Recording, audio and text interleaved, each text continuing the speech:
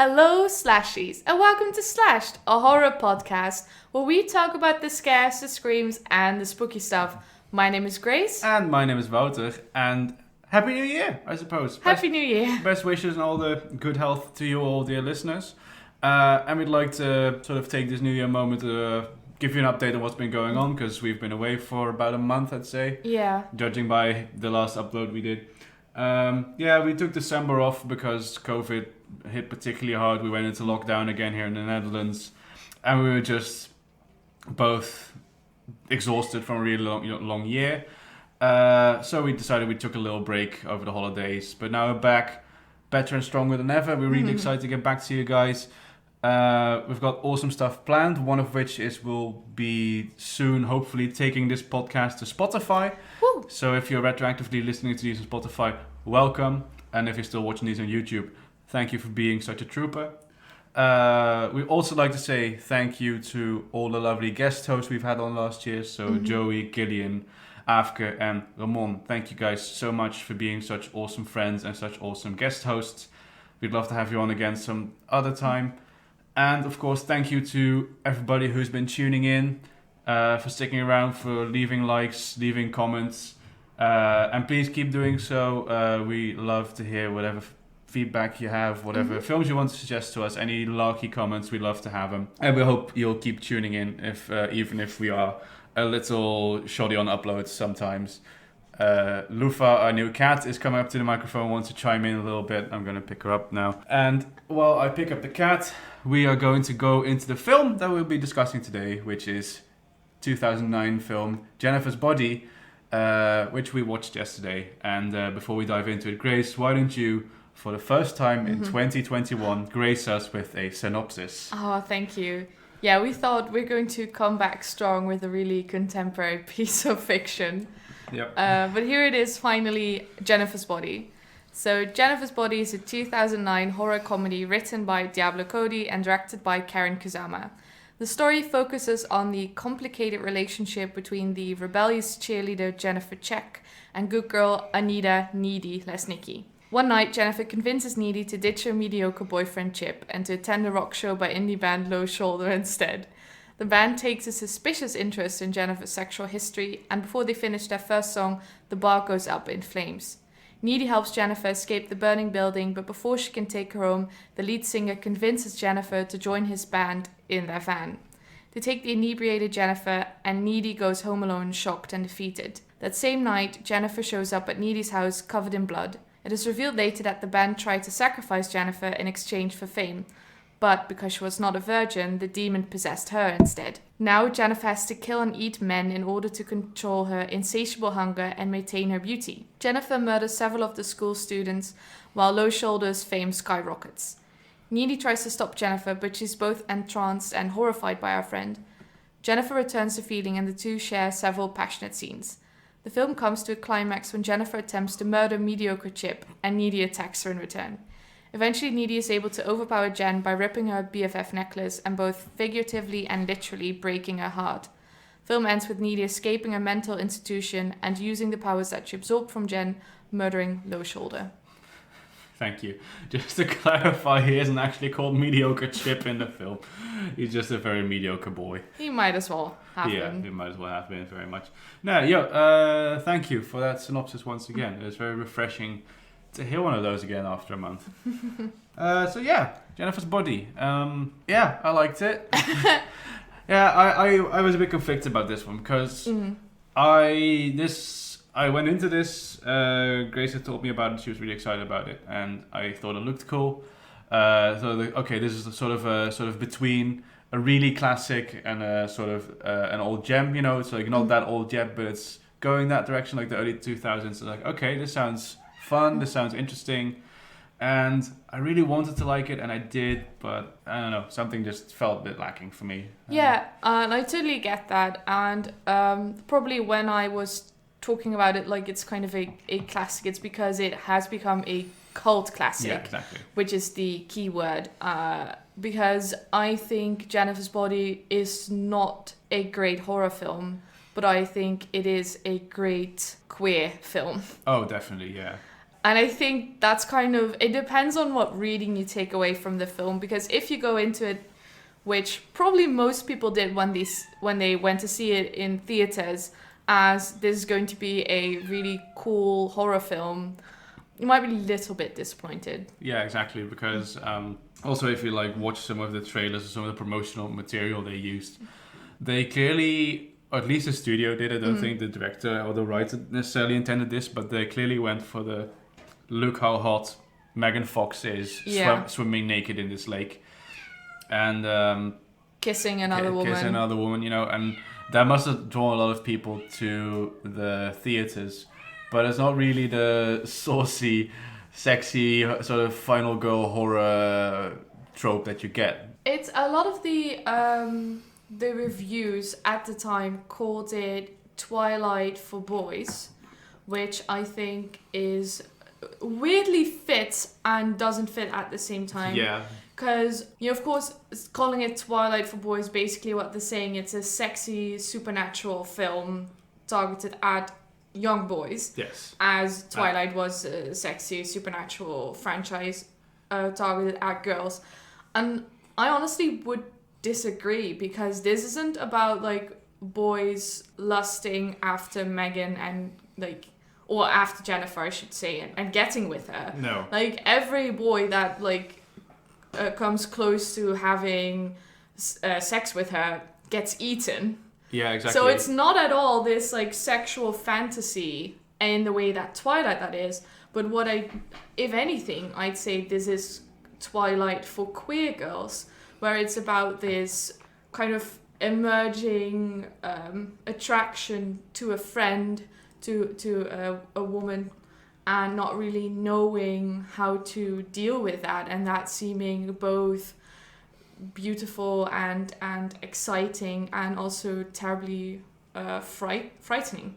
Yeah, and it's also a bit sad because it also clearly sort of jumps onto that or comments on the BFF thing, because the Jennifer and Needy are BFF, or at least described as BFFs throughout the film. Yeah, and they have the necklaces, the BFF which become necklaces. really important later on as well. Yeah, and they call it sandbox love, I think. Yeah. And you're shown lots of flashbacks throughout the entire film, a little too many for my liking, but one or two flashbacks of them as younger girls playing in the sandbox and clearly already having sort of a chemistry.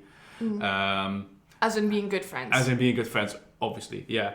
But of course, in a very heteronormative society, that would be pigeonholed as, look how cute of a friendship this is, like later on, and it's clearly sort of a commentary of being pigeonholed into the expectation of being just really, really good close friends with one other woman, and not being allowed to sort of explore further than that if you actually feel like you have feelings for that woman. Yes, because there's something really strange about that idea of just girls being pals. Yeah. Where it's basically almost anything that you can do with another woman somehow falls into the category of just being friends and it being platonic. Just a bit of silly fun, you know? Like they talk about, like, we used to play boyfriend and girlfriend, and they have sleepovers, and Jennifer talks about Neely's body in a very sexual way and touches her breasts, and they have a very steamy makeout session. And that's sort of all shown as, well, that could be just a girl friendship, you know? Like, for instance, they go to the See the Rock show, and I think it's even a song maybe about romance, I'm not sure. I wasn't really listening to the lyrics. And they hold hands in a very romantic way. Yeah. But it's all being kind of pushed aside, like, no, that could still fall into being platonic. Yeah, exactly. And it's weird because on the one hand you don't want to sexualize intimacy, like you don't want to be holding hands is always romantic, is always sexual, but it does make that extra complicated for Needy and for Jennifer, who I think both clearly feel attraction towards each other, and I think Needy more so than Jen feels like she has to tell herself, well, this is just what friends do, this is just what friends do. Yeah, and then Jennifer, on the other hand, no homos herself by stressing the fact that she's very much not a virgin. When she finds out that the boys need a virgin, and then they talk about it a little later or earlier with Needy as well, that she has not been a virgin multiple times over, something like that. She says. So like, oh no, I have had all of the penis. No women for me. No. That's sort of that's how she. On the surface, the movie seems to sort of no homo that's not scared of audiences, but also on a deeper level, that is how she sort of tries to maybe run away from her own feelings by doubling down on the heterosexual expectation that is put on her. In the same way that I feel like Needy feels that she needs to have this relationship with mediocre Chip, where like clearly there's no chemistry there's no love there. They have one sex scene and she like gets horrifying visions during it, and he thinks she is having a good time, and there was just a lot there. He has had a lot of comments about the way she dresses and the way she acts, and when she called him and she was like, Jen is being abducted and is maybe getting assaulted, we need to help, but he was like, meh. So Chip can just death was too good for him, in my opinion.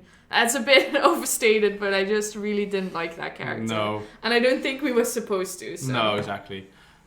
Well, he's sort of played off as sort of the just a nothing character, really. Not really not like him, but just not care about him. And you have to see it, of course, in the context of 2009. I don't think the comments that he was making were meant as nasty as they seem now. No, but I think, didn't you say I get huge Christian from Midsommar vibes from this guy? No, definitely cross not out Chip. Yeah. And also, I'm glad it was a fake out, because the whole deal with Jennifer is that she, or the demon inside of her, regenerates her body really fast as long as she keeps eating then. I'm making a motion with my hands if I'm eating with a spoon, as if she scoops them out like a bowl of oatmeal. And then when they have the showdown in which she leads Chip to an abandoned pool and then bites his neck and he dies of tetanus. Does he die? I mean, okay. We don't see him after. We don't see him after that. We don't see him anymore. And Needy has a very sad picture of him in her cell, so that makes me think that he's dead. Doesn't matter. But when they have that big show off, where but that's where you film the sort of the final struggle before the actual final struggle. Chip is actually the one who lands a blow that stabs Jennifer through the chest. Wounds her fatally, you think. And that was so lame, because that was just like, why the fuck does he get to get the awesome sort of pool railing stab to the chest kill? And then, of course, that doesn't matter and she regenerates, but it just felt like, I'm glad it was a fake out, because that would have just been so infuriating if he got to have the final kill, even though he hasn't been a character the entire film. You know why I think that was? Why that was necessary in the story? I don't think that... Well, Jennifer would never, ever, ever have killed Needy. No. Like, I'm convinced of that. Because if she wanted to, she could have. Yeah. Needy, I don't think at that point was ready to kill Jennifer. No. I don't think she would have done that. So I think that fight could have gone on for ages. So basically, something had to happen for that to stop, which was Chip hitting Jennifer. Then she runs away, and then Needy realizes, okay, Chip is going to die. And Chip's death then was the thing that made her actually want to finish Jennifer. Yeah. That's what I think. Yeah, that's a fair point, yeah. And then the final fight between Jennifer and Needy is just so sad. It was really good. I actually really liked, didn't enjoy it, but I really liked how that was done. I thought it was really saddening to watch, but really gripping. Yeah. And I think because the whole thing was she had to stab her through the heart. That was the only thing that could kill her. Yeah. And that being symbolized by her ripping the BFF necklace, man. Rough. And that's when she loses her power. Like, that's when she basically just falls to the bed.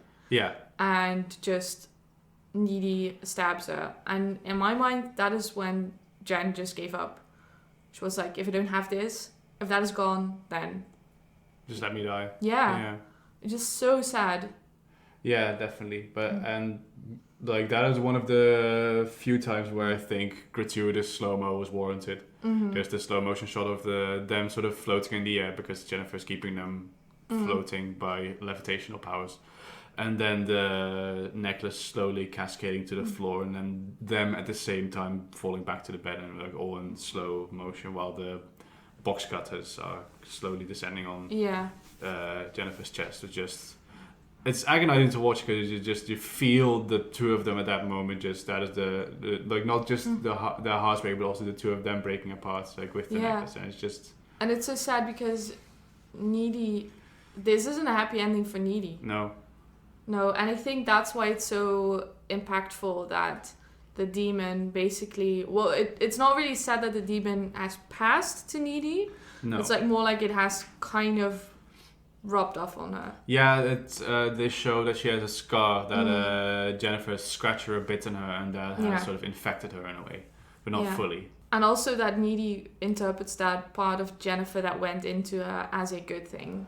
Yeah, and then once she embraces that and sort of embraces the bond that she had with Jennifer, she finds the power to make herself levitate and give herself superhuman strength and bust out of jail. Yeah. And by the most awesome way possible, by just walking through a chain link fence and just leaving like a snow angel cutout of her in the chain link fence, and it's like, fuck yeah. It is everything I want to do in D&D. Yeah, just walking through a chain link fence. Just be that awesome. Yeah. Yeah.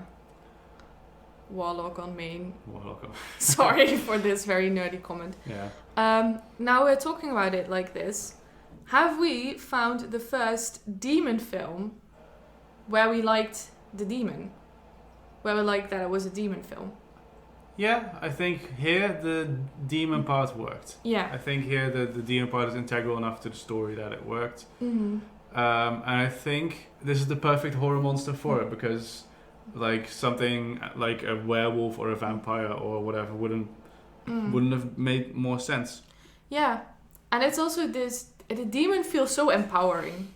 Yeah, as well. And I'm not just saying that because the demon feeds on the flesh of men, but more like everything it does to Jennifer seems to make her stronger, more beautiful, more confident, more straightforward about her feelings for Needy. Yeah. And yeah. I also like that the more beautiful's is very nail on the head. I think you hit the nail on the head there, because Jennifer's not a monster at all. Like apart from the fact that she kills people, but like she doesn't look or really act like a monster most of the time. And like, she even has moments where she's just in school for some reason, because demons got to get that degree. Yeah, you can't go anywhere in demon job hell if you don't have a degree. And then she is just her regular Megan Fox self, and she doesn't. There's nothing like demony or monstery about her, except for when she sort of bares her teeth and her eyes turn black. Yeah. And I think that's really cool, because I think if they had just gone for a straightforward jump scary monster horror film, then you would have made her look like awful, like hair slumped over her face and that sort of stuff. But it didn't go for that, and I think that is a really nice stylistic choice. Yeah, it if anything, it goes the other way. Like whenever she's full, her hair is more bouncy, her skin is more glowy, whatever. Yeah. Like, okay, so I never really understood the hype around Megan Fox. And I'll tell you, Megan Fox in this film is just absolutely drop dead gorgeous. And you know what I like? That even though she's, Megan Fox, I found the way that they styled her always believable. The clothes that she was wearing, the makeup that they did on her, always looked like someone that was in school, Oh yeah, definitely. And I really liked that. And then when she, was hungry and she didn't look so great, it just gave her like a few pimples and her hair was a bit limper, I guess. Yeah. But even the film acknowledges like, yeah, she looks ugly. Ugly for her. She looks like a regular girl. And I like that. I like that they didn't went like, oh, now she is like horrible looking, when clearly this is just Megan Fox between like washing her hair.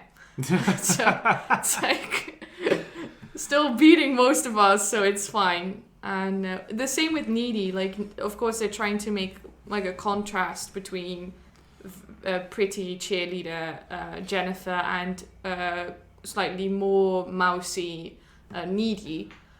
But it's still like Amanda Seyfried, you know. Yeah, exactly. She's still very pretty.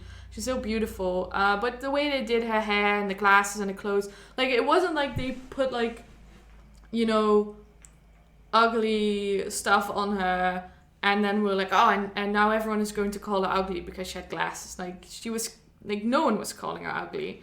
Like everyone was acknowledging that this is a very pretty girl. Yeah, exactly. And while being realistically a bit more frumpy. Yeah. Because she does get hit on as well in the beginning, I think, when she's in the club with Jennifer and the band Low Shoulder. Low Shoulder. Yeah, assholes. Absolutely. I can appreciate that though. I can appreciate when a movie doesn't hold back on how much of an asshole its antagonist is. Yeah. I loved. Okay, so the thing with Low Shoulder is that they come to play the show. Obviously, they have come to find a sacrifice, and then they take Jennifer and it goes wrong, but they keep touring and stuff because the gig made them famous because the bar caught fire. So then they were sort of the band that was there, and then they come they come back and they write a song, Through the Trees I think it's called, and it becomes the anthem of the village that they live in, and they become sort of local heroes. And every time somebody gets murdered, they drum up the band again to play like a benefit concert, and the village gets like, the parents get like 3% of the proceedings, and I just love the fucking assholery of that. I love that they're just such dickweeds, and they're so smug about, ooh, we're a broody rock band, we all wear button-ups and eye mascara, as opposed to the other type of mascara. Sorry. What did they say? Oh yeah, they were like, we want to be like the guy from Maroon 5, which did not age. No. Oh man, that was so funny. Yeah.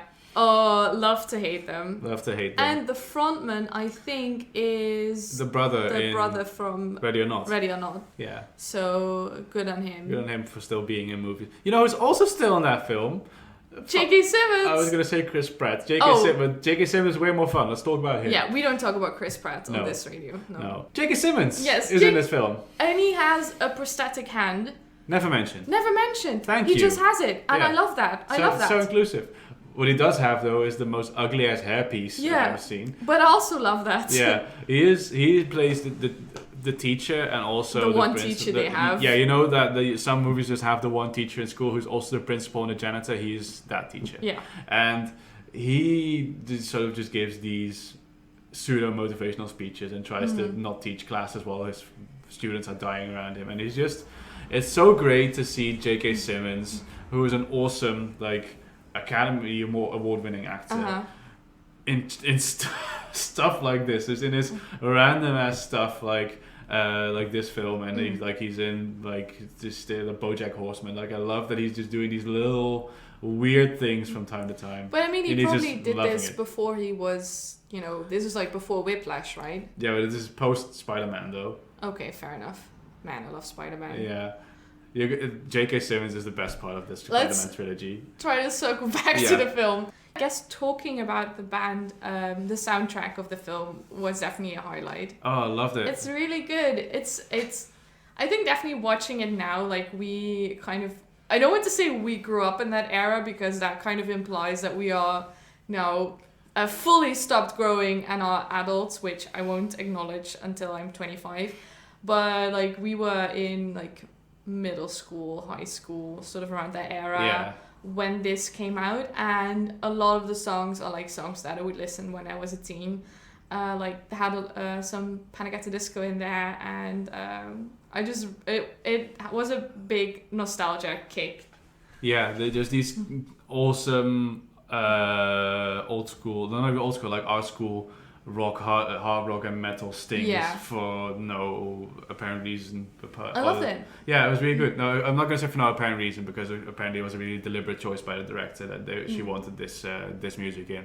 And it worked really well. It did work really well. It really puts it in a nice time period, and it also really helped it made the band make more sense as well, sort of weave those musical cues in with the rest. Mm-hmm. And it just fit sort of the tone and the vibe of the film because it's just really a really chill vibe of, oh yeah, I can jam to this music. This is music that I feel, but it's also visceral. You know, that's it's also just this sort of punch in the face, nice upbeat, let's go hard rock vibe. And I also, if I may add, it's all quite glossy. You know, it's all quite glossy, fun, poppy side of rock and punk, which also works really well. Definitely, It just fits. The aesthetic is really strong in this. I already talked a bit about the clothes. Just I think the main characters were styled really well. But I think I just love the clothes in general. Like I think I practically had Jennifer's wardrobe when I was 13. Which let's not draw any conclusions from that. But that was really fun to see, like the earrings and stuff. It just had a good aesthetic going. Yeah. And I love the prom dresses. I loved everything. I love that the final scene was in prom dresses. Yeah. Or the penultimate fight was in prom dresses. That was really cool, yeah. It has a huge Heathers vibe, which people also comparing it to when it came out. Although in a negative light, they were saying it doesn't really live up to what Heathers is. But it definitely had some Heathers vibes. Maybe even more Jawbreaker-ish than Heathers. Right. You know what I would love, like thinking about like how much this film works with the music and sort of the aesthetic and stuff. I would love to see a TV series of this, but then sort of in the style of the Umbrella Academy. Yeah, it's just when you said that, I immediately got worried because I don't trust Netflix anymore with bringing out like high school series. I mean, I feel like it would end up being Riverdale too much. Fair. Riverdale or whatever Sabrina has become, or like, God forbid, they go the Winx Club route. I don't want Netflix to touch this and make this gritty. I think, if anything, if they were going to remake this, I want it to have that poppy, glossy sheen on top. Yeah, but I think this is a film that could really deserve a remake and really make the queer plot line and the sort of women's empowering and sort of also that the commentary on the sort of the objectification, the commodification of women, really make that pop while also keeping it nice and campy like it is now. Because I think that is absolutely the best part of this film, or the most poignant about it. It is about the commodification of women. You know, someone like Jennifer, who has this idea in her head that her self-worth is directly linked to her appearance and how she is perceived by men and how much men value her. Like, even when they talk about it, like later on in the film, Needy basically tells Jennifer, like, well, you're not as great as you see. And then she's like, yes, I am. I used to be a miss, right? Like, I was Miss Snowflake or something. Yeah, exactly. And like, that's what she ties her self-worth to, how men see her. And when she is seducing Chip, she wants him to say, you know, that she's better than Needy, and he refuses, which, you know, okay, Chip, that's maybe not as bad as I thought. But you get one good boy point before you go to heaven. Yeah. You get an ice cream. But then that thing, she really tries to find empowerment in that through being so hypersexual. And that's also why she dies, because men basically saw her body, thought we can gain fame from this by using this and exploiting this for our own benefit. And they didn't even care about her. And like, before they killed her, they were like singing a song about like, Jen, you're my girl or something. And it was just so horrible, because, you know, there's so many men out there, especially in the film industry, that are just fucking over women, exploiting women on the daily for the body, just for fame. And there's a lot of irony in that, of course, in the fact that it stars Megan Fox, who basically had that happen to her. And then she uses that commodification and, as a demon, uses how men are drawn to her to enact her revenge. Yes, and thereby literally flipping the commodification on its head by literally consuming them and thereby turning them into objects. Just bodies, ready for consumption. I think that's... And I think What? Chef's kiss. Uh-huh. Mm. It reminds me, I haven't seen this, but I feel like this is the better version of that film, Teeth. Uh-huh. Oh, about the woman who has teeth in her vagina and then Yeah. goes to have sex with all the men that have wronged her, and then bites off their penises. I haven't watched that, probably won't. It's not for the podcast, but I think that was always got sort of put down as a really silly, gimmicky cult film, like even more culty film than this one. And I think this one takes whatever premise that had and really elevates it to something workable, as something that is a really poignant and very well put together message. But unfortunately, I think in 2009 the world wasn't ready for such a message yet. No, and it just went over people's heads. Even though I 100% think that was the intended message. Oh, for sure, yeah. It was written by a woman, directed by a woman. So I definitely think the I would be surprised if the women's empowerment message was all unintended. Yeah. Like I can't imagine that this film would have been made by men just thinking, Megan Fox is sexy, let's use that, and then accidentally make it this queer and this feminist.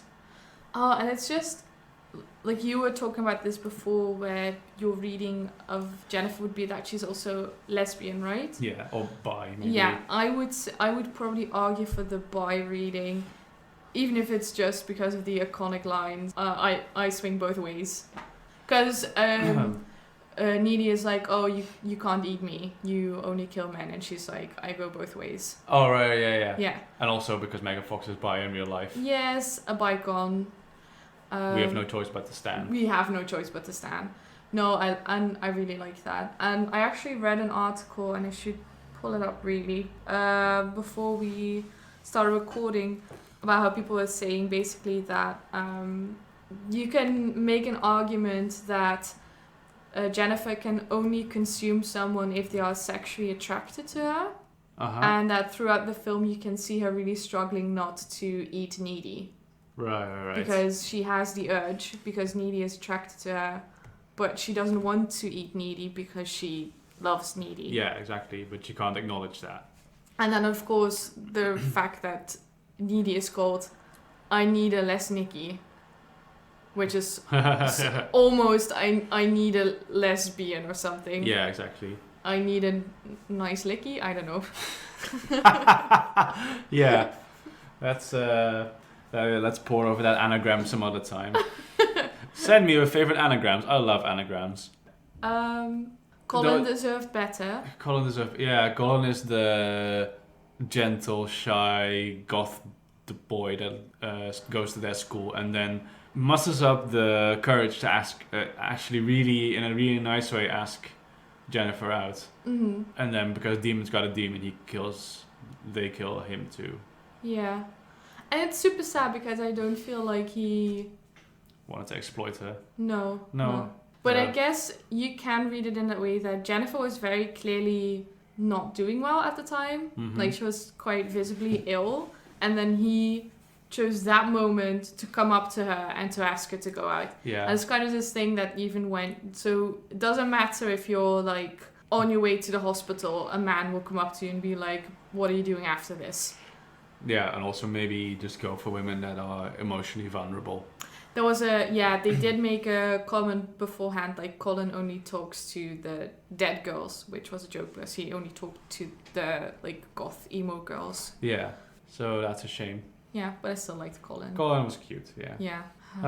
I will say though, because why I said that I like this film, but not much beyond that, is because we have talked about it a lot, and there's a lot in there message-wise, but not a lot happens. No, the kills they're okay, I guess, but none of them are really scary. I even feel like they cut away from quite a few of the kills. Yeah, they go a little 1990s it on them. Yeah, which I don't know, like if you do this, make it gory, like really go in on that. Like it's not like I necessarily I'll say it, I quite like gore, so I kind of miss that. Like let her get really ugly in those moments and really gross. Yeah, but I think they were concerned about ratings because you don't see a nip anywhere as well.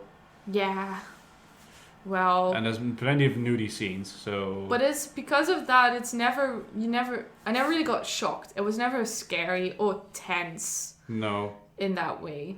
No, exactly. And, like, okay, basically what happens is you have Jennifer and Needy go to show. Jennifer goes missing, shows up as a demon, kills the first boy. They meet again. Some exposition, kills the second boy. They meet again, tries to kill Colin, and then the final fight. And the kills are all pretty much the same. Yeah. So it's not very, as you said, very visually interesting to look at in that way. And just as at a very basic level, what you see in the film, there's not much to do. And there's a lot in there which I think was definitely fan service and didn't need to be in there. There are quite a few scenes that just really are there to show us Megan Fox, basically. Yeah. Scenes of her swimming, her like undressing, dressing. It's very gratuitous, and I think she's a lovely lady, like I said before, but I really don't go to the movies to see this. And me neither. I just, before people start questioning that, me neither. Yeah, because it's not like I'm saying this in a prudish way, like, oh, they should never show this, but like it'll be like a really long scene where it's just her swimming naked and like toweling off and stuff like that. Yeah, like, and they have a nice little overhead drone shot of her bare naked ass just going through the lake. Yeah, and I don't need that, you know, like if your message is going to be against the commodification of women, then why this? I think if the kill scenes had been gorier, and then you have this very pretty scene of her like swimming and getting dressed, and that is the contrast. Yeah. That's fine. But not if you're not even gonna give me the gore in this gory horror film, then I don't want your ass. And I think with that closing line, that's all we have to say about Jennifer's Body. Yeah. I think so. Yeah. A film that was definitely ahead of its time, could use a few tweaks, wouldn't mind a proper remake. Yeah, set in 2009. Yeah, exactly. Just a very hardcore remake. Just the exact same film but polished up. Yeah, and well... without Chris Pratt. And more gay. And more gay, yeah. Yes. Please keep J.K. Simmons. Yes. And the original cast. Oh, I'd love that, yeah. Yeah, right? Just J.K. Simmons, the exact same role, exact same hairpiece. Yeah. Yeah, get him on. Yeah, so I think that's all for us. Go watch Jennifer's Body. Go watch Heathers. Go watch Heathers. Go watch Jawbreaker, I guess. Should you watch Jawbreaker? I haven't seen it. Yeah, I like Jawbreaker. Okay, Grace likes Jawbreaker, so go watch that one too. Leave a comment on what you thought of this film and the films just recommended. Let's give a little teaser of what we'll probably be doing in the next few weeks. We'll probably be reviewing Coraline at some point in the future, and because it was the holidays, we've also watched Krampus. So we'll probably review that one maybe in the near future as well. If you guys are still up for hearing about a Christmas film in January. Exactly. Yeah, I mean, wouldn't you want to go back to Christmas right about now? Oh yeah. Oh, Christmas cookies. Yeah, we could have. We could all use a little bit of Christmas, I think. On that note, I'm going to make us a cup of hot cocoa. Yay! And we'll hopefully see you all again next week. Please be sure to subscribe to our YouTube channel. Leave a like and a comment on the video. Follow us on the socials.